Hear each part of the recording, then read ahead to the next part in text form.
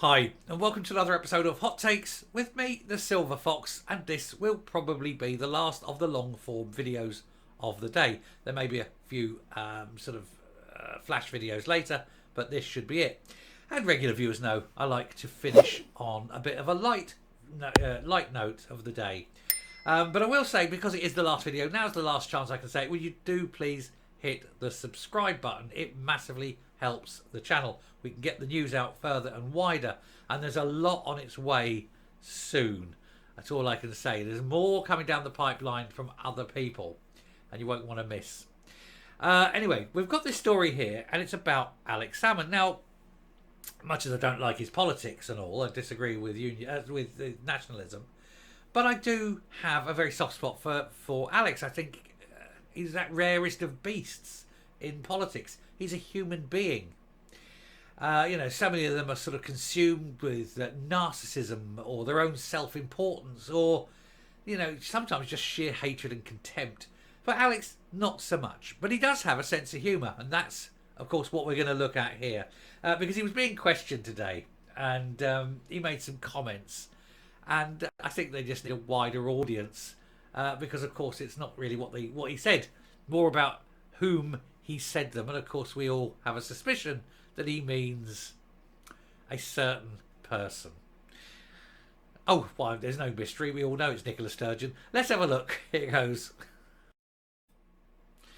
Right, before we get into this, I must say that this was quite a humorous bit of banter. It was back, it was fourth, and there was a lot of fun in this. And if you haven't watched it, go back, find it on your TV, wherever it is, and find this this Q&A, if you will. It was absolutely brilliant. So we'll go through it, but it is a laugh, and it's a wonderful way to end a Tuesday afternoon. So Alex Salmond said it was miraculous that Liz Lloyd kept the infamous Boris Johnson WhatsApp as he angrily clashes with Douglas Ross. But to be honest, it wasn't angry. When you go back and watch it, you'll see it was bantery, not anger. But I did like the fact that, oh look, she's deleted all of these email messages, but somehow strangely kept this one. But we'll get into it. The former First Minister took a series of shots at Nicola Sturgeon and her former right-hand woman and said, "Your enemies sometimes sit alongside you, as opposed to opposite you." They always say that about the Tory party at Westminster. The opposition is when you stand there and you're a Tory Prime Minister, the opposition's in front of you, but the enemy are behind you. Alex Salmond was scathing in his criticism of Nicola Sturgeon and the former Chief of Staff, Liz Lloyd, as she shed doubt on the content of the WhatsApp messages, which were miraculously supplied at the COVID inquiry. And in a marathon appearance at the front of the House of Commons committee, he also clashed furiously with Scottish leader Douglas Ross, Scottish Tory leader, should I say, Douglas Ross. And Ross... Salmond said something to Ross. We will get to it, I'm sure, but Salmond said something to Ross, and Ross responded, and it was like you could hear laughter. It was good, but we'll get to it. The former First Minister was questioned about his opinion on intergovernmental relations by the Scottish Affairs Committee, and he was quick to claim that they had seemed to have declined since he left office. He refused outright blame on his successors for this. Instead, saying that the likes of Lord Cameron's angry letter to Hamza Yousaf about his unsanctioned meeting with the Turkish President Erdogan wouldn't have happened in his day. Well, because he wouldn't have done it. That's why. This was a diplomatic row caused when the First Minister met the controversial world leader without waiting for an FO official to attend.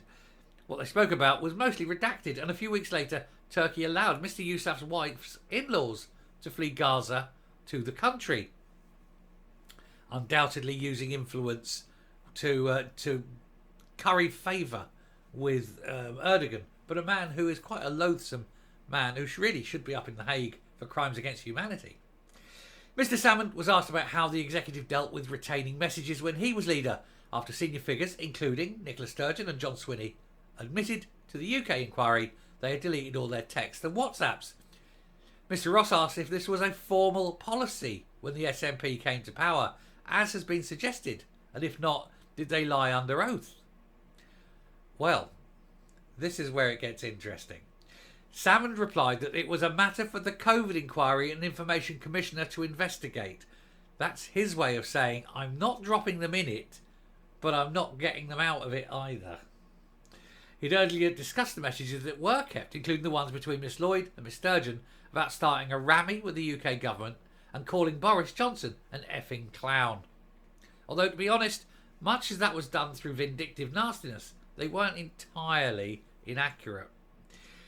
He said, oh, certainly wouldn't have had that person anywhere near senior advisor, he said. What struck me as the most revealing thing was that somehow, amid all the missing WhatsApp messages, which managed to somehow miraculously be retained, was the one which called Boris Johnson a clown. Now, I cannot believe, he said, that COVID relatives watching the inquiry wanted to hear that. The last thing they want to hear is what politicians think of each other. What they want to hear about is what they actually intended to do in terms of addressing the pandemic. As far as that particular case is concerned, that particular person would have been 1,000 miles away from being a senior advisor. He does not like Liz Lloyd either. Not many people do. Liz Lloyd is a very toxic individual, which is why I suppose and Sturgeon got on so well. Poisons attract, don't they? In the early stages of the evidence session, Mr. Salmond angrily clashed with Mr. Ross over his accusations that education, drug deaths and the ferry fiasco worsened during his time in Bute House. The former First Minister refused to take any credit for the ferry contract being handed to Ferguson Marine, despite being involved in tycoon Jim McCall's bid to buy the shipyard. He said, I was involved in saving the yard and a private business took over the yard. The nationalisation was 4 years later. It is meant to be people like looking back over the last 20 years that gets my dates mixed up.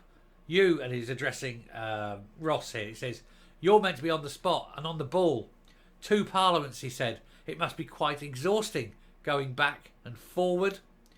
Mr. Ross was quick to hit back. And this made me laugh and Salmond laughed.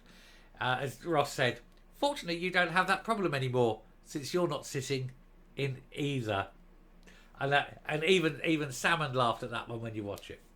The choice of Scottish Government permanent secretaries was also brought up, with Salmond lauding the heads of the Scottish Civil Service during his time in charge, Sir John Elvidge and Sir Peter Housden, but calling into question those after him, including Leslie Evans. And indeed, he's lodged a court case about the actions of the civil servants over the handling of sexual misconduct allegations against him.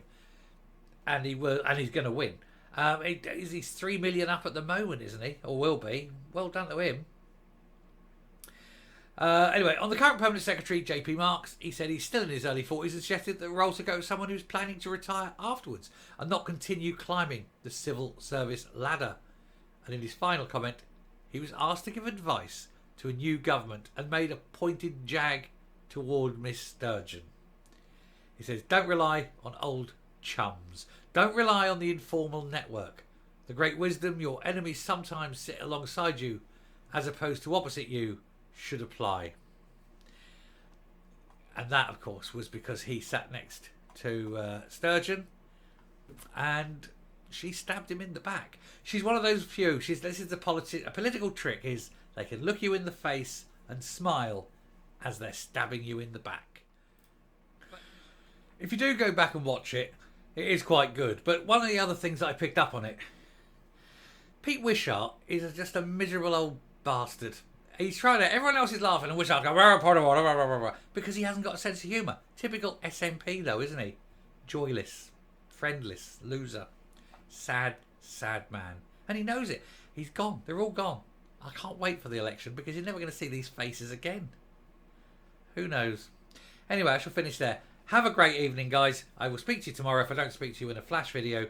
Yeah, stay there. And we've got plenty more coming. So there's much, and there's a lot. I've already got about 3 or 4 stories lined up for tomorrow. Because I don't just throw this shit together, you know.